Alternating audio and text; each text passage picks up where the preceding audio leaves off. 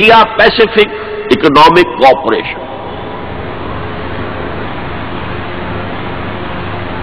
दूसरा मशवरा दिया, मुसलमानों के आपस के इख्तिलाफात को भड़काओ। मैं समझता हूं पाकिस्तान में जो शिया सुन्नी कत्ल गारत हुई है वो असल में इस पॉलिसी का नतीजा, वो इंडिजिनस नहीं है बल्कि उसके डांडे बाहर से मिलते हैं।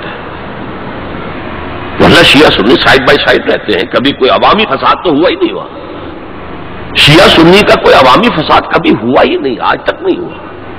ज्यादा से ज्यादा इख्तिलाफ होता है तो मुहर्रम के दिनों में कि ताजिए का जनाब ये रास्ता आपका मुकर्रर है, आप इधर कैसे जा रहे हैं, बस इस पर होता, वो भी उन चंद दिनों के अंदर, बाकी तो और कहीं नहीं। साइड बाय साइड, ऊपर नीचे, एक मल्टी स्टोरीड बिल्डिंग में ऊपर शिया है नीचे सुन्नी है, या नीचे शिया है ऊपर सुन्नी है, कोई नहीं। लेकिन है ये एक बहुत बड़ी एक पॉलिसी है जिसके तहत ये सब कुछ हो रहा है। बहरहाल हमारा जो अपवर्ड जो मूवमेंट थी रिनायसेंस की, वो तो ताहाल तो नाकाम है बिल्कुल। ये जो कुछ ईरान में हुआ ये एक बड़ा ही अचानक एक फिनोमिनन है जो उभरा है, वो किसी तहरीक के नतीजे में नहीं है। वो तो असल में एक पॉलिटिकल मूवमेंट थी अगेंस्ट द शाह। उसके लिए न कोई इस्लामी तहरीक के लिए कोई जमात बनाई गई, न इस्लामी इनकलाब के लिए कोई फिक्र तैयार किया, कुछ भी नहीं। एक जॉइंट स्ट्रगल अगेंस्ट शाह जिसमें लेफ्टिस्ट भी थे, राइटिस्ट भी थे, तूदे भी थी, खालिस कम्युनिस्ट, मुजाहिदीन खल्क भी थे जो वैसे मुसलमान ज़हन के थे लेकिन कुछ लेफ्ट की तरफ उनका रुझान था, लिबरल्स भी थे, मेहदी बादरगारी जैसे लोग, और उलमा भी थे, आयतुल्लास भी थे, सब थे। ऐन वक्त पर आयतुल्लास ने उसको हाईजैक किया है और उसके बाद उनकी आपस में जो इनफाइटिंग हुई है मुजाहिदीन खल्क की और इन उलमा की, वो आपको मालूम है कितना खून बहा है। ये बिल्कुल तहरीक जो है पाकिस्तान की एंटी भुट्टो तहरीक के पैरेलल थी, हम असद थी, एक ही जमाने में नौयत भी एक ही थी। भुट्टो के खिलाफ जो लोग थे वो सब जमा हो गए। मैंने उसे उस वक्त भी कहा था कि मैं इसे एक सियासी तहरीक समझता हूं, निजाम मुस्तफा की तहरीक नहीं मानता। चाहे उसकी वजह से जिस मस्जिद में 10 साल से मैं जुमे का खिताब कर रहा था मुझे वो मस्जिद छोड़नी पड़ी, मैंने कहा ठीक है, इसलिए कि आवामी जज्बात इतने उठे हुए थे। पीएनए की तहरीक, उसका नाम रख दिया गया निजाम मुस्तफा तहरीक। हाल ये है कि असर की नमाज जा रही है और जुलूस चलता जा रहा है और निजाम मुस्तफा की तहरीक है। नमाजें एक दूसरे के पीछे नहीं पढ़ रहे और निजाम मुस्तफा की तहरीक है। इन्ना लिल्लाहि व इन्ना इलैहि राजिऊन। वो भी एक पॉलिटिकल मूवमेंट थी, एंटी भुट्टो मूवमेंट। किसी को किसी वजह से दुश्मनी थी भुट्टो से, किसी को किसी वजह से, किसी को किसी वजह से, किसी को किसी, सब जमा हो गए और सब ने जो है टांग खींच ली, लेकिन हाईजैक करके ले गई आर्मी। सब देखते रह गए। वो सारा हलवा जो पीएनए ने पकाया था वो ज़ियाउल हक ने 11 साल खाया बैठकर आराम से। It was hijacked by Ziaul हक, दैट वॉज हाईजैक्ड बाई उलमा। लेकिन पैरेलल मूवमेंट्स थी और Shah of Iran and Bhutto both मरते वक्त ये कहकर गए कि हमें अमेरिका ने मरवाया है। डेमोक्रेटिक हुकूमत थी, डेमोक्रेट्स की हुकूमत थी अमेरिका में, उन्होंने सपोर्ट किया उन तहरीकों जो उनके खिलाफ चल रही थी। बहरहाल भुट्टो का तो एक और जुर्म भी था कि उसने एटम बम बनाने का ऐलान किया था, चाहे हमें घास खाना पड़े हम एटम बम बनाएंगे। और किसिंजर ने कह दिया था will make an example of you, pass नहीं आओगे अगर तो तुम्हें ये निशान इबरत बना देंगे, और वो निशान इबरत फांसी पे झुला दिया उसको। बहरहाल इस एतबार से हमारी अभी पेशरफ्त कुछ नहीं हो सकी है, मीनिंगफुल पेशरफ्त, बल्कि इसमें जो एक नई डायमेंशन पैदा हुई है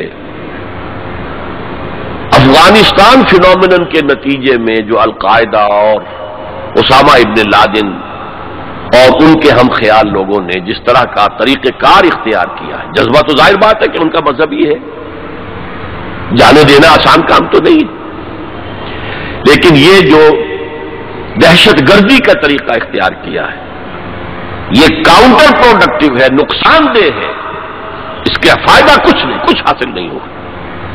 बहरहाल हर शख्स अपनी नीयत के हवाले से अल्लाह ताला के यहां जज किया जाएगा। इन्नमल आमालु बिन्नियात, अगर उनकी नीयत नेक है और खुलूस में उसमें उन्हें अजर मिलेगा। लेकिन یہ تو کاؤنٹر پروڈکٹیو ہے اس وقت. اور ان کے حوالے سے اس وقت ویسٹ نے بالکل ٹارگٹ نمبر 1 بنا دیا ہے کہ فنڈامنٹلسٹ اسلام یہ ہمارا دشمن ہے، ہمیں ختم کریں گے. چنانچہ جو تازہ ترین رپورٹ آئی ہے رینڈ کارپوریشن آف امریکہ کی، جو ہائیسٹ لیول کا تھنک ٹینک ہے اور جس کی سفارشات پر وزارت خارجہ اور باقی وزارتیں عمل کرتی ہیں، ان کی رپورٹ میں مسلمانوں کو 4 حصوں میں تقسیم کیا گیا ہے. نمبر 1 وہ لوگ جو اسلام کو ایک نظام زندگی سمجھتے ہیں، پولیٹیکو سوشو اکنامک سسٹم بھی سمجھتے ہیں ایک مذہب کے علاوہ. مذہب بھی ہے، عقائد بھی ہے، عبادات بھی ہے، رسومات بھی ہے، لیکن اس کے ساتھ ہی پولیٹیکو سوشو اکنامک سسٹم جو سمجھتے ہیں they are our enemy number 1. We have to crush them crush them crush them in whatever way it is possible. اس لیے کہ ہم اپنے مد مقابل کسی نظام کو کھڑا ہوا نہیں دیکھ سکتے. اور آپ سوچئے 40 برس جو کولڈ وار رہی وہ نظاموں کی جنگ تھی نا، اس میں مذہب کا تو کوئی سوال ہی نہیں تھا. ویسٹ میں بھی سب کے سب کیا تھے، عیسائی تھے. اور رشیا کے اندر کون تھے؟ USSR کی عظیم اکثریت کن پر مشتمل تھی؟ یہ چند مسلمان ممالک چھوڑ دیجئے، قازقستان وغیرہ، تو باقی تو سارا وہ عیسائی تھے نا. مذہب کا کوئی ایلیمنٹ نہیں تھا، ایلیمنٹ نظام کا تھا. ہمارا کیپٹلسٹک نظام اور یہ کمیونسٹ نظام اس کا چیلنج بن کر آ گیا. نتھنگ ڈوئنگ، برداشت نہیں کریں گے. تو فنڈامنٹلسٹ کے بارے میں تو ان کی پہلے پالیسی ڈکلیئرڈ ہے، we have to crush them. Number 2 ہے ٹریڈیشنل لوگ، روایتی علماء. یہ اپنے مسجدوں میں، اپنے مدرسوں کے اندر قال اللہ و قال الرسول پڑھنے میں ہیں، تو یہ فی نفس ہی تو خطرناک نہیں ہے.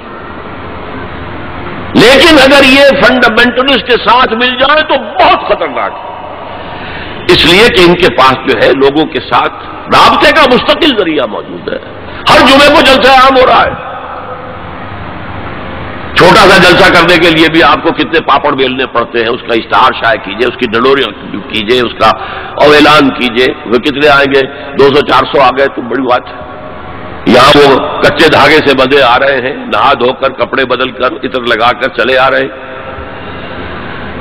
تو یہ ہے کہ بہت خطرناک ہے. یہ اگر مل جائے فنڈامنٹلسٹ تو انہیں دور رکھنا ایک دوسرے سے، اور ان کے آپس کے اختلافات کو بھڑکانا ہے تاکہ یہ کبھی متحدہ قوت نہ بن سکے.